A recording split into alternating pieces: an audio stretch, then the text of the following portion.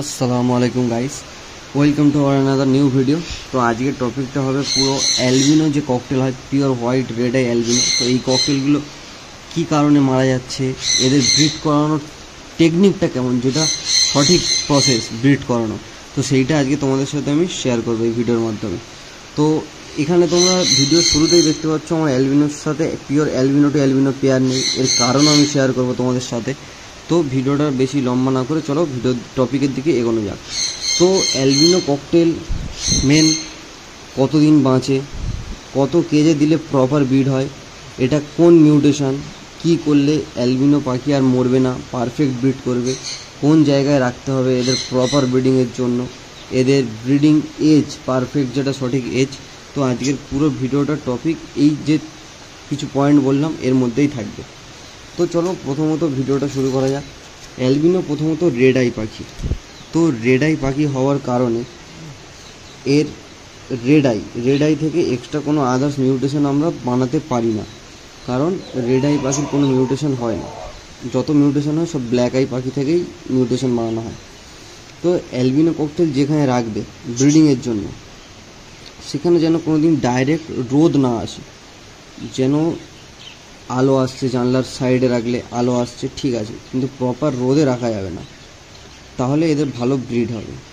তো এদের proper breeding age বলতে এদের বয়স হচ্ছে নর্মাল যে লুটিনো ককটেল হয়, ব্ল্যাক ককটেল হয়, এদেরকে আমরা 12 মান্থ থেকে 15 মাসের মধ্যে আমরা এদেরকে প্রপার ব্রিডিং এজে তৈরি হয়ে যায় এবং এদেরকে ব্রিডিংয়ে দিয়ে দিতে পারি এবং এরা খুব ভালোভাবে ব্রিডিং শুরু করে দেয়। কিন্তু অ্যালবিনো ককটেলটা পুরো আলাদা, এদের প্রপার ব্রিডিং এজ হচ্ছে 18 থেকে 24 মাস। এর আগে এদেরকে তুমি ব্রিডিংয়ে বসাতে পারবে না। এর আগে যদি তোমরা ব্রিডিংয়ে বসাও, এর থেকে তোমরা ভালো রেজাল্ট পাবে না, ভালো বাচ্চা পাবে না, বা ডিম পাচ্ছে, ডিম ফস্টার হচ্ছে না, ডিম হ্যাচ হচ্ছে না ভালোভাবে, 4টে ডিম পারলে একটা বাচ্চা হচ্ছে, বাচ্চা বড় হয়ে মারা যাচ্ছে, এরকম নানান রকম প্রবলেম তোমরা ফেস করবে যদি তোমরা এই বয়সের আগে ব্রিডিংয়ে বসাও। তো নেক্সট পয়েন্ট চলে আসি, কী কেজ দেবো এদের ব্রিডিংয়ের জন্য, যে প্রপার কেজ সাইজটা কী দেবো। 3-2-2 পারফেক্ট সাইজ। এবারে যদি তোমাদের জায়গায় স্পেস বেশি থাকে, যদি 4-2-2 তোমরা দিতে পারো, তাহলে এটা হচ্ছে ওদের জন্য বেস্ট ব্রিডিং কেজ সাইজ 4-2-2, এতে সবথেকে ভালো ব্রিড হয়। আরও একটি গুরুত্বপূর্ণ পয়েন্ট, অনেকে জিজ্ঞেস করে যে হাঁড়ি দেবো না বক্স দেবো। তো অ্যালবিনো ককটেলকে আমি প্রেফার করব বক্স দেওয়ার জন্য। আমি নিজে হাঁড়ি দিয়েছি, কারণ আমার বক্স এখন তো বাকি সেট আপ আমি ঠিকঠাকভাবে করিনি, যার কারণে আমি বক্স কেনাও আছে, দেওয়া হয়নি জায়গা শর্টের জন্য। তো আমিও বক্স দেবো, ভিডিও তোমরা দেখতে থাকবে আমার চ্যানেলে, আমিও বক্স দেবো এবং সেই ভিডিও তোমরা দেখতে পাবে। এবং এই ককটেল যে প্রজাতির পাখিটা, এরা খুবই ফ্রেন্ডলি হয়, বিশেষ করে মেল যে পাখিটা হয় সেটা খুবই ফ্রেন্ডলি হয় এবং এরা খুবই ভালো টেম হয়। এবং অ্যালবিনো এর যে আমরা যে মেল ফিমেল ককটেলকে যাচাই করি, যে ডানার তলায় যে স্পট থাকে, সাদা সাদা স্পট, ফিমেলের যেটা থাকে না, মেলের যেটা বেশি থাকে, তো অ্যালবিনোর ক্ষেত্রে এটা খুবই কম বোঝা যায় এবং বোঝাই যায় না বলতে পারলে চলে। তো এর কারণে আমরা লেজার লাইট ইউজ করি বা এদের যে ব্রিডিং বোন সেটাকে চেক করি। সবথেকে বেস্ট হবে অ্যালবিনো ককটেলকে তোমরা যদি আনো তো ডিএনএ করিয়ে নাও, ডিএনএ করিয়ে 2 বছর খাইয়ে পাখিটাকে তোমরা ব্রিডিংয়ে বসাও, পাখি থেকে প্রপার ব্রিডিং পাবে এবং কনফার্ম তোমরা মেল ফিমেল আছে জেনেও যাবে। তো নেক্সট টপিক, এদের খাবার দাবার আমরা কেমন দেবো। এদের খাবারের মধ্যে যে আমরা ড্রাই সিড মিক্সটা ইউজ করব, তার মধ্যে থাকবে ছোট নর্মাল কাঙ্গি দানা, অন্ধের দানা, 2 রকম দানা মিক্স থাকবে। তার সাথে থাকবে অল্প পরিমাণে ক্যানারি, অল্প মিলেট এবং খুবই সামান্য ব্ল্যাক সিড না দেওয়ার মতো, এবং খুব অল্প পরিমাণে সানফ্লাওয়ার। এবং সানফ্লাওয়ারের কোয়ান্টিটিটা শীতকালে বাড়বে, গরমকালে একদম না দেওয়ার মতো, অল্প 2-1টা। সফট ফুড পুরো আর্লি মর্নিংয়ে এদের 8টার সময় বা তারও আগে যদি তোমরা এদেরকে ছোলা, গম, ভুট্টা, বাজরা এই 4টে মিক্সচার ভিজিয়ে দাও তো খুবই ভালো এদের জন্য। আর দুপুরে তোমরা কি সফট ফুড ইউজ করবে, যে একবার দিয়ে দিলাম হয়ে গেল তা নয়, এদের জন্য দুপুরেও তোমাকে সফট ফুড ইউজ করতে হবে, আর সেই সফট ফুডের মধ্যে থাকবে শুধুমাত্র ছোলা। তো এরকমভাবে তোমরা খাবার দাবার মেনটেন করো। এই যে কটা পয়েন্ট আজ এখন পর্যন্ত বলে এলাম, সেই কটা পয়েন্ট তোমরা মেনটেন করো, তোমাদের কাছে অ্যালবিনো ককটেল একটাও এক্সপায়ার হবে না এবং প্রপারলি ব্রিডিং হবে।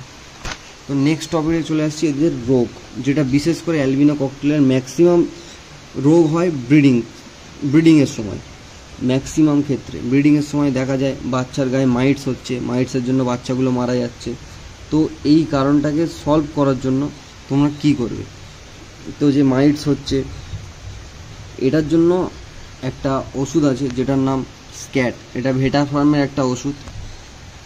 এই ডিসপ্লে সাইডে যে ওষুধটা শো করছে এই ওষুধটা তোমরা নিজেদের পাখিকে প্রোভাইড করতে পারো। যেখানে স্ক্যাট হয়েছে দুটো পায়ে এবং যেখানে হয়েছে সেই জায়গাটা যদি তোমরা মালিশ করে দিতে পারো তো এই প্রবলেমটা পুরোপুরি সলভ হয়ে যাবে। তো ইন্টারনালভাবে তোমরা প্রবলেমটাকে যদি সারাতে চাও ব্রিডিংয়ের সময়, তাহলে 1 মাস বা 15 দিন আগে তোমাদেরকে একটা রনিভেট 12% একটা কোর্স করতে হবে, যেটা 1 লিটার পানিতে 1 চিমটে দিয়ে 7 দিন দিতে হবে। দিলে এই প্রবলেমটা পুরোপুরিভাবে সলভ হয়ে যাবে। এবং এই রনিভেট 12% আমি ছবিও তোমাদের সাথে শো করি। এই যে রনিভেট 12% আছে এটা তোমরা 7 দিন ইউজ করো এবং তোমাদের প্রবলেম আর পাখিটা হবে না। এটুকু আমি নিজে ইউজ করেছি এবং তোমাদের সাথে শেয়ার করলাম।